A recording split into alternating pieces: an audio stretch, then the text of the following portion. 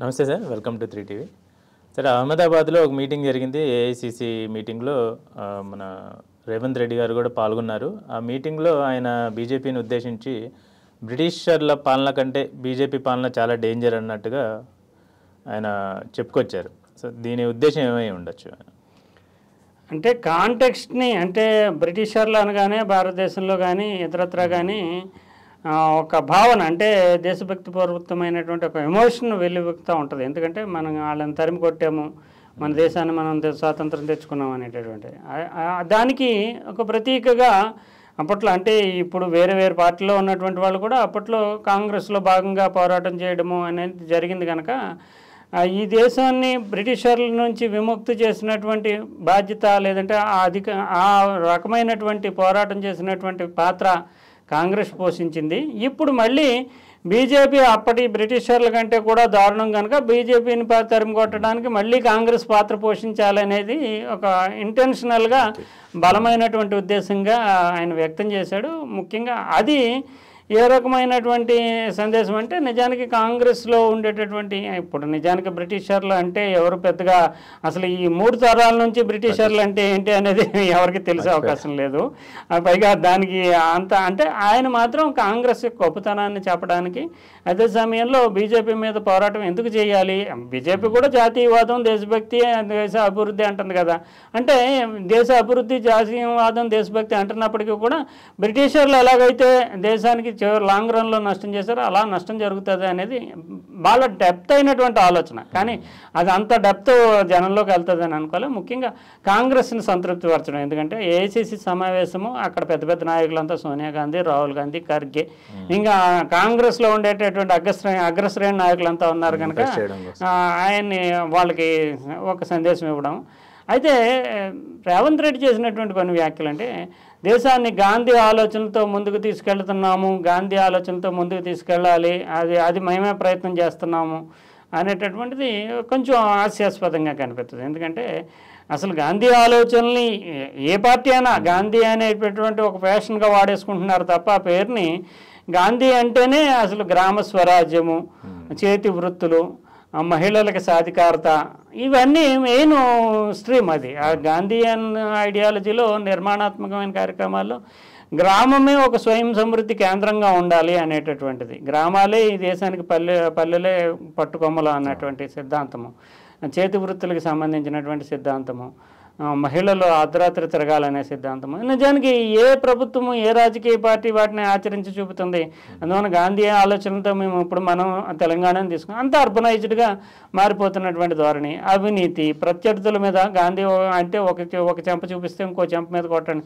ఇప్పుడు వాళ్ళు ఒక మాట అంటేనే మనం వెంటనే బూతులు, వాళ్ళు 2 బూతులు తిడితే మనం 4 బూతులు తిడుతున్నాము, వాళ్ళు 2 కేసులు పెడితే మనం 4 కేసులు పెడుతున్నాము. ఇంకా గాంధీ అన్న ఐడియాలజీని రాజకీయ పార్టీలు చెప్పడం అనేది ఒక హాస్యాస్పదం. అందులో రేవంత్ రెడ్డి అవ్వచ్చు, ఇంకో పార్టీ నాయకుడు కావచ్చు, ఎవరైనా సరే వీళ్ళ యొక్క ఆలోచన కార్యాచరణ గాంధీయన్ ఫిలాసఫీలో ఏమాత్రము చెప్పుకోవడానే నవ్వులాటుగా ఉంటుంది. అందువల్ల గాంధీ ఆలోచనతో ముందుకెళ్తున్నాం అనేది కేవలం ఒక ఫ్యాషన్ స్టేట్మెంట్ లాంటిది, గాంధీ పేరుని వాడుకోవడం అనేటటువంటిది. అయితే ముఖ్యంగా ఈ పర్యటనలో ఏం సాధించారు ముఖ్యమంత్రి రేవంత్ రెడ్డి అంటే వ్యక్తిగతంగా నిజానికి ఇటీవలి కాలంలో ఇక్కడ ఆయన ఒంటరిగా మిగిలిపోతున్నటువంటి పరిస్థితి, ఏ నిర్ణయం చేపట్టినా కూడా అది రివర్స్ అంటే బూమరాంగ్ అవుతున్నటువంటి పరిస్థితి కనిపిస్తుంది. హైడ్రా కావచ్చు, మూసీ ప్రాజెక్ట్ కావచ్చు, ఇటీవల కాలంలో వాటన్నిటికంటే కూడా ఎక్కువగా HCU, ఎందుకంటే స్టూడెంట్స్కి సంబంధించి నేషనల్గా సుప్రీంకోర్టు వ్యాఖ్యలు ఇవన్నిటితోటి చాలా కొద్దిగా తలపోటు అయినటువంటి వాతావరణం ఏర్పడింది. కాంగ్రెస్ వాళ్ళు బలంగా ప్రతిఘటించలేకపోతున్నారు ప్రతిపక్ష రాజకీయాల్ని.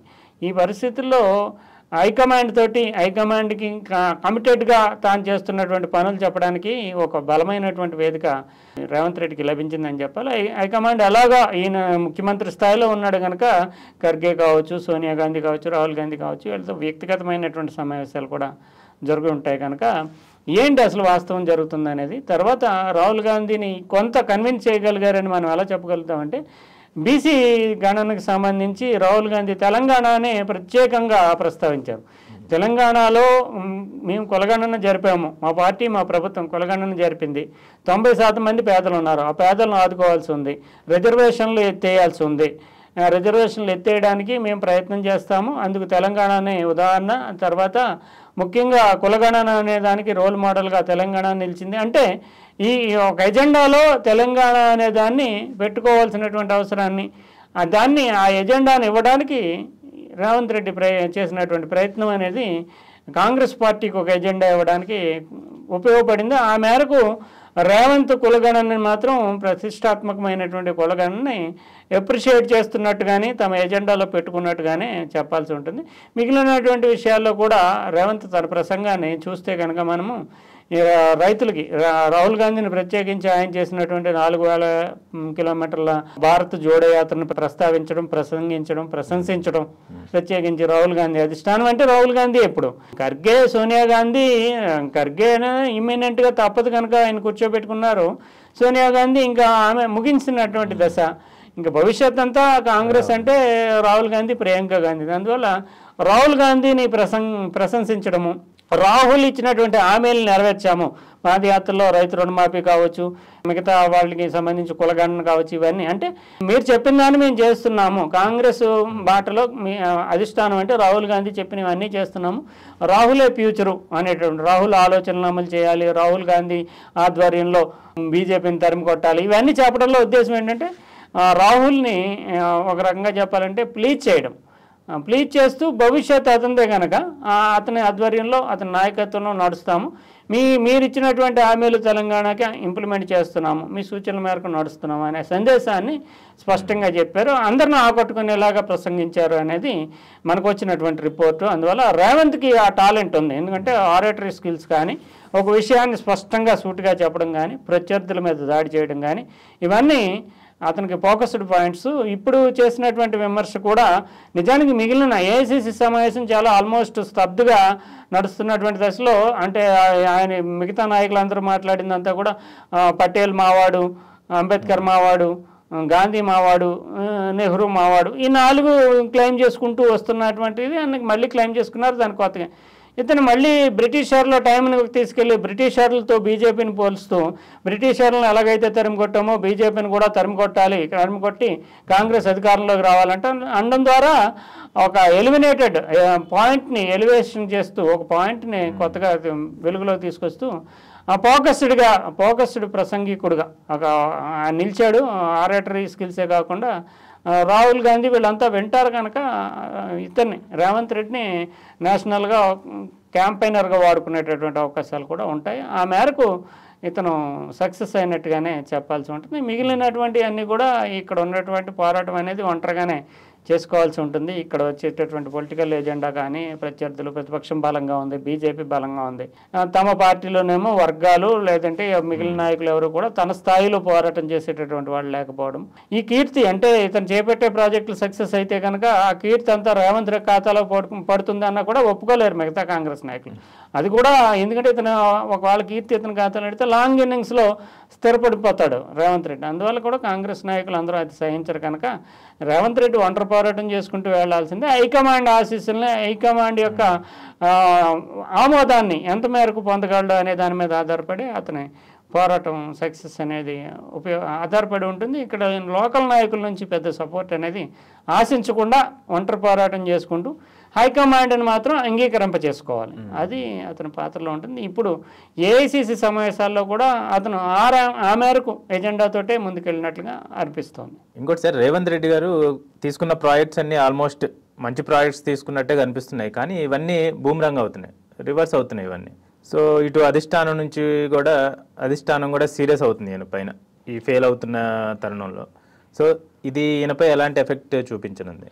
అంటే రేవంత్ రెడ్డి 2 రకాలుగా ఆలోచన చేస్తున్నట్టు. ఎందుకంటే అతను ఆ పదవి అంటే ముఖ్యమంత్రి పదవిలో కూర్చోబెట్టిన తర్వాత ఎవరినన్నా సరే ఈరోజు సీఎం సీట్లో ఉంటాను రేపు దిగిపోతానని అనుకోడు కనుక రేవంత్ రెడ్డి 2, ఒకటి ఎన్నికల ప్రణాళికలో ఇచ్చినటువంటి హామీలు వాటి అంటే తాత్కాలికమైనటువంటి సంక్షేమ పథకాలు, ప్రయోజనాల ద్వారా పార్టీకి సంబంధించి తాము ఇచ్చినటువంటి హామీలు, వాగ్దానాలు నెరవేర్చడం, రైతు రుణమాఫీ కావచ్చు, ఇతరత్ర మహిళలకు సంబంధించిన సంక్షేమ పథకాలు కావచ్చు, వీటన్నిటినీ గృహజ్యోతి ఇవన్నీ ఇంప్లిమెంట్ చేయడం అనేది ఒకటి. తర్వాత లాంగ్ రన్లో హైదరాబాద్కి తాము చేసింది ఏంటి అనే దాని కోణంలో కూడా అతను దృష్టి పెడుతున్నట్టుగానే అనిపిస్తుంది. ఎందుకంటే మూసీ అనేటటువంటి ప్రాజెక్ట్ చూస్తే కనుక నిజంగానే కొన్ని కిలోమీటర్ల దూరం మేరకు, అంటే హైదరాబాద్ స్టార్టింగ్ నుంచి మళ్ళీ నల్గొండ వెళ్ళే వరకు కూడా నిజంగా దాన్ని బ్యూటిఫికేషన్ చేస్తే అది పెద్ద పర్యాటక ప్రాంతంగా, ఇంత పెద్ద పర్యాటక ప్రాంతం అనేటటువంటిది ఎక్కడా ఉండదు. హైదరాబాద్కి ఒక ఆహ్లాదకరమైనటువంటి ప్రాంతంగా ఉంటుంది. సెంట్రల్గా ప్రవేశిస్తుంది. అంటే పాత బస్తీకి కొత్త బస్తీకి మధ్యలో నడుస్తున్నటువంటి దాన్ని చేయగలిగితే, కానీ అది ఇమ్మీడియట్గా అయ్యే ప్రాజెక్ట్ కాదు. అది 1,50,000 కోట్లు అంటే నిధుల సమీకరణ చాలా కష్టము, దీర్ఘకాలం పట్టేటటువంటి ప్రాజెక్టు.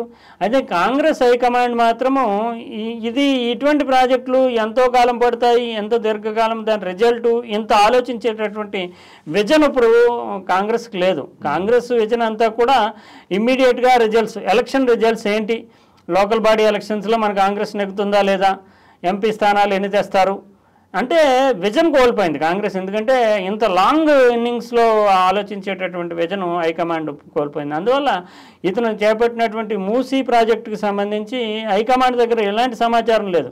మూసీ ప్రాజెక్టు మీద వస్తున్నటువంటి విమర్శలు, అక్కడ 10,000 కుటుంబాలు ఉంటాయి, వాళ్ళని రీలొకేట్ చేయాలి, రీలొకేట్ చేసిన తర్వాత మాత్రం ముందుకెళ్ళాలి. ఈ 10,000 కుటుంబాలకు సంబంధించి రీలొకేట్ చేయడానికి వాళ్ళని తరలిస్తున్నప్పుడు జరిగే గొడవ ఉంటుంది చూసారా, ఆ గొడవ పెద్దల్ని వేరే చోటకి తరలించేటప్పుడు వచ్చే గొడవ మాత్రము మీడియాలో కానీ ప్రతిపక్షాలు కానీ గందరగోళం చేస్తాం, గొడవ చేయడంతో ఈ గొడవ అనేది హైకమాండ్ దృష్టిలో పడుతుంది. కాంగ్రెస్ పార్టీ ప్రభుత్వానికి చెడ్డ పేరు తెచ్చేస్తున్నారు, పేదలను టార్గెట్ చేస్తున్నారు అనేది. కానీ 1 కోటి జనాభాతో కూడినటువంటి హైదరాబాద్ నగరానికి భవిష్యత్తులో ఒక వరంలా, ఒక ఉద్యానంలా తయారవబోతుంది మూసీ అనేది వెనక్కి వెళ్ళిపోతుంది. అది పట్టడానికి 10,000 15 ఏళ్ళు పడుతుంది ఆ ప్రాజెక్టు తర్వాత సంగతి. ముందు పేదల నుంచి వ్యతిరేకత, మీడియా నుంచి వ్యతిరేకత, ఇదంతా వస్తుంది. ఇది ఇమ్మీడియట్గా కాంగ్రెస్ పార్టీకి చెడ్డు చేస్తుంది అనేది అది మాత్రమే ఆలోచిస్తుంది కాంగ్రెస్. అలా హైకమాండ్కి సరైనటువంటి నివేదిక ఇవ్వడానికి కానీ, దాని యొక్క వెనకాల ఉండే పూర్వాపరాలు చెప్పడానికి కానీ రేవంత్ రెడ్డికి అంత అవకాశం దొరకట్లేదు.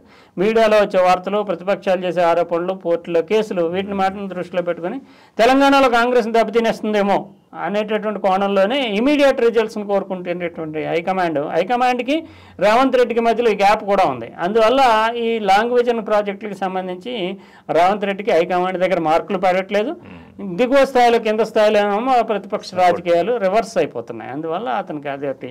తర్వాత హైడ్రాకి సంబంధించి కూడా చాలా పెద్ద పెద్ద నగరాలు ఏ చూసినా, ముంబై కావచ్చు, లేదంటే బెంగళూరు కావచ్చు, చెన్నై కావచ్చు, ఇలాంటివి 1 గంట సేపు వర్షం కురిస్తే నగరం నడవలేని పరిస్థితి, వాహనాలు వెళ్ళలేని పరిస్థితి. ఇప్పుడు హైదరాబాద్ కూడా ఆ పరిస్థితి ఎదురవుతుంది. అయితే హైదరాబాద్ ఇదివరకు అయితే కొన్ని వేల చెరువులతోటి ఎక్కడ వర్షం కురిసినా ఆ చెరువుల్లోకి వెళ్ళిపోయేటటువంటి, అంటే నాలాలు మూసేయడము, ఆక్రమణలకు గురి కావడము, రియల్ ఎస్టేట్ విస్తరించడము, వాటిని అంటే బఫర్ జోన్లు ఏమీ లేకుండా ఫుల్ లెవెల్ ట్యాంక్ లెవెల్ పరిధిలో కూడా ఇల్లు నిర్మాణాలు వచ్చేయడము, అవినీతి వల్ల ఇదంతా అరాచకం అయిపోయింది. ఎందుకంటే హైదరాబాద్లో లైన్స్ విస్తారంగా ఉండడం, చెరువులు విస్తారంగా, అన్ని ఆక్రమణలకు గురైంది. భవిష్యత్తులో ఒక 10 ఏళ్ళకో 15 ఏళ్ళకో ఈ నగరం కూడా చెన్నై లాగా, బెంగళూరు లాగా ఏ వర్షం ఒక చినుకు పడినా సరే తట్టుకోలేని పరిస్థితి ఏర్పడుతుంది. ఇప్పటికీ ఆ వాతావరణం కనిపిస్తుంది.